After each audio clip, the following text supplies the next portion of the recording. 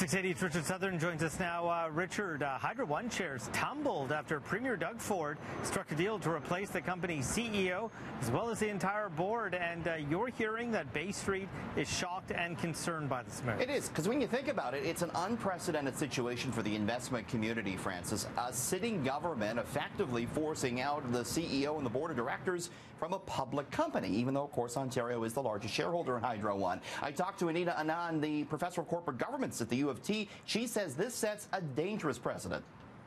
It does, and it is going to signal to investors not to invest in corporations with government ownership.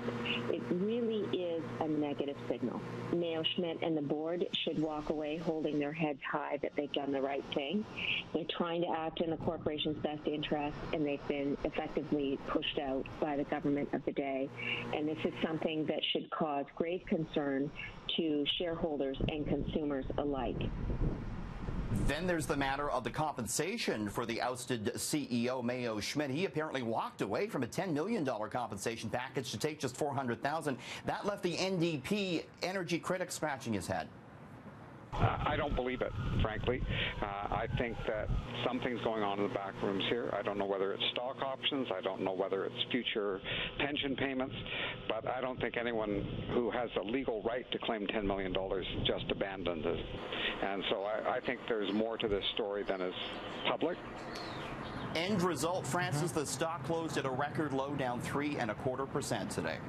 So there's going to be a big drop at the gas pumps tonight. Does that have anything to do with any of Ford's announcements? It doesn't. Of course, he, again, in the throne speech today, pledged to move the price of gas lower, but he's made no particular legislation on that front. But gas is going down 4 cents tonight to $1.33.9. What this has to do with is the price of oil, which tumbled the most in a year yesterday. So we're starting to see that show up at the pumps.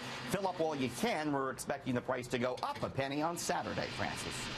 Well, times are very tough, Richard, at the National Post. The paper's owner is losing a lot of money and says some tough decisions need to be made. Yeah, National Post owner Post Media losing $15.5 million over the past 3 months, and print advertising revenue accounted for much of that loss. Executive Chairman Paul Godfrey says tough decision must be made in markets where revenue from digital isn't growing fast enough, so perhaps signaling that more small-town newspapers may be shut down. Godfrey also said that Post Media may hire writers to produce sponsored content if advertisers show interest. So a lot of people doing that, but a bit of a slippery slope there, kind of news. It looks like news, but it's actually an advertisement. Just times are tough right now in the newspaper business, Francis. For sure.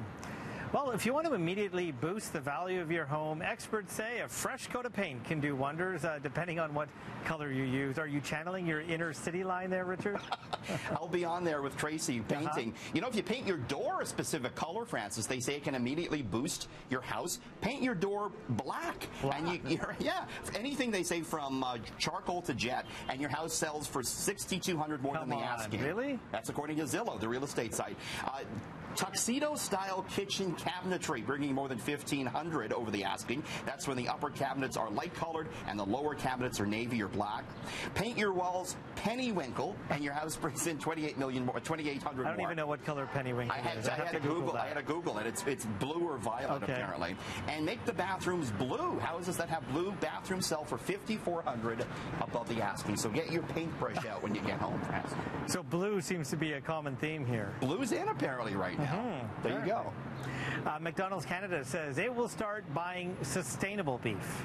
Yeah, it's a pretty big announcement.